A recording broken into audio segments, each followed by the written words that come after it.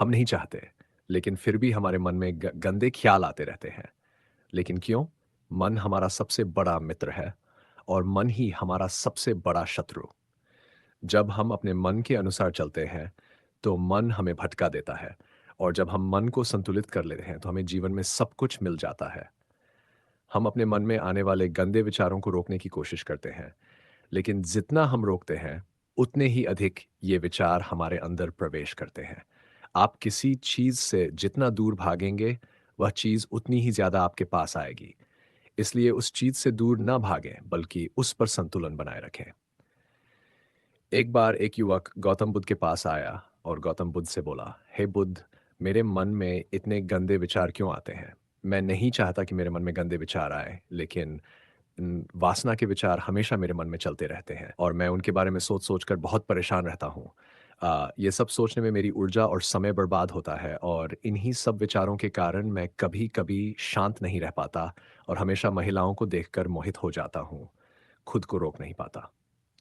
बुद्ध मुस्कुराए और उन्होंने उस युवक से पूछा, क्या तुम जानते हो कि यह वासना क्या है? तब लड़के ने जवाब दिया और कहा, बुद्ध, मुझे नहीं पता वासना क्या है, लेकिन हाँ, जो भी है, ये बहुत बुरी बात है। तब बुद्ध ने उस युवक से कहा, सबसे पहले तुम्हें यह समझना होगा कि जो कुछ भी हमारे अंदर स्वाभाविक रूप से है, वह बुरा नहीं है। इसकी हमारे जीवन में किसी न किसी रूप में आवश्यकता पड़ती है। वासना कोई बुरी चीज़ नहीं है। ये हमारे मन की एक भावना है जो हमें किसी न किसी चीज़ की कमी का एहसास कराती है और फिर हम उस चीज़ को पाने के लिए उस चीज़ की ओर आकर्षित हो जाते हैं। जैसे अगर आपके पास पैसे की कमी है तो आपके मन में पैसे पाने की इच्छा होगी, वासना जगेगी। इसका मतलब ये नहीं है कि वासना बुरी है, बल्कि ये हमारे मन की एक तरह की ज़रूरत का एहसास है और जब ये ज़रूरत शारीरिक होती है तो हम इसे काम वासना कहते हैं। युवक ने गौतम बुद्ध से कहा, बुद्ध, मैं वासना का अर्थ तो समझ गया, लेकिन आप ही बताइए कि यह कहाँ से आती है और कैसे आती है? गौतम बुद्ध ने कहा, वासना कहीं से नहीं आती, ये हमारे अंदर ही है और इसका होना जरूरी है, तभी मानव जाति का विस्तार होगा। युवक ने कहा, जब यह हमारे अंदर है और जरूरी भी है, तो लोग इसे गलत क्यों कहते हैं? बुद्ध ने कहा, यही समस्या है। लोगों ने वासना के बारे में गलत सोच रखी है। वे इसे छुपाने और दबाने की कोशिश करते हैं। वासना गलत नहीं है, लेकिन वासना का गलत तरीके से उपयोग करना गलत है। लोग जो पसंद करते हैं, उसके लिए जीना शुरू कर देते हैं और हर समय उसी के बारे में सोचते रहते हैं, लेकिन यह सब गलत है। बुद्ध ने युवक से कहा, क्या तुम्हें पता है कि जानवर भी सेक्स करते हैं? युवक ने उत्तर दिया, हाँ बुद्ध, जानवरों में भी वासना होती है, क्योंकि जानवर भी अपनी पीढ़ी को आगे ले जाएंगे।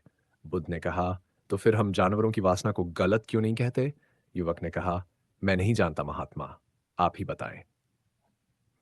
गौतम बुद्ध ने कहा, जानवर अपनी वासना का उपयोग सुख के लिए नहीं करते।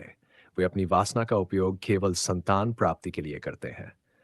प्रकृति ने जानवरों को इतनी समझ नहीं दी है कि वे वासना को अपनी खुशी का आधार बना सके, जबकि मनुष्य अपनी समझ के आधार पर प्रकृति में पाई जाने वाली हर चीज का उपयोग अपनी खुशी के लिए करता है। हमने इंसानों ने काम और वासना को अपनी खुशी का जरिया बना लिया है,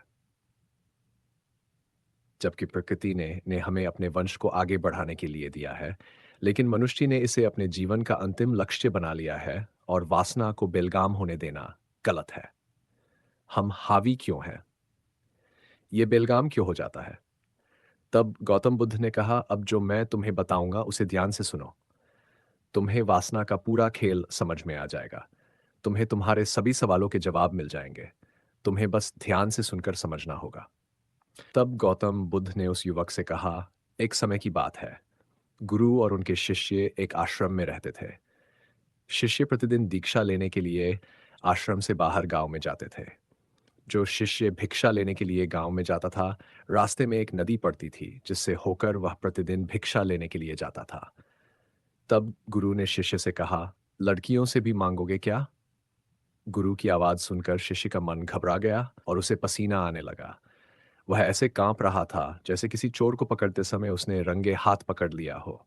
उसकी हालत खराब हो गई। वह कुछ भी बोलने में असमर्थ था। शिष्य के साथ जो लड़का था वह भाग गया, जिससे शिष्य और भी घबरा गया। उसके मुंह से केवल कुछ टूटे फूटे शब्द ही निकल रहे थे। वह अपने अध्यापक से आंख मिलाने का भी साहस नहीं कर पाता था। गुरु ने शिष्य की ओर देखकर कहा, मेरा शिष्य निडर है। वह किसी चीज से नहीं डरता, लेकिन यह क्या है? तुम डर के मारे कहाँ रह रहे हो? शिष्य ने गुरु से कहा, मुझे माफ कर दीजिए, इसमें मेरी कोई गलती नहीं है। उस आदमी ने मुझे धोखा दिया, लेकिन मैं आपसे वादा करता हूं कि आज के बाद मैं ऐसा दोबारा कभी नहीं करूंगा। क्षमा चाहता हूं। गुरुदेव ने कहा, कोई बात नहीं, लेकिन तुम्हें यह ध्यान रखना चाहिए कि हम जैसी संगति करते हैं, हमें वैसा ही फल मिलता है। जैसे जैसे हम संगति करते हैं, उनके विचार हम में प्रवेश करते हैं। इसलिए अच्छी संगति रखें ताकि अच्छे विचार आप में प्रवेश करें। फिर गुरु और शिष्य आश्रम लौट आए और फिर से आश्रम के काम पर ध्यान देने लगे। वह उस रास्ते को छोड़कर दूसरे रास्ते से जाने लगा। वह अपना कार्य सावधानी से करता था, लेकिन धीरे धीरे उसके अंदर क्रोध उत्पन्न हो गया।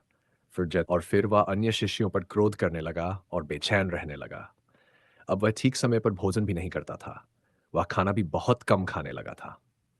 एक रात गुरु शिष्य के पास आए और उससे बोले, तुमने मुझसे वादा किया था कि तुम अपने मन को वश में रखोगे। तुमने अब तक कितनी बार अपना वादा तोड़ा है? यह सुनकर शिष्य अपने गुरु के चरणों में गिर पड़ा और रोने लगा। उसने रोते हुए गुरु से कहा, गुरुदेव, मैं कई बार अपना वादा तोड़ चुका हूं, फिर वादा करता हूं, लेकिन हर बार मैं अपना वादा तोड़ देता हूं।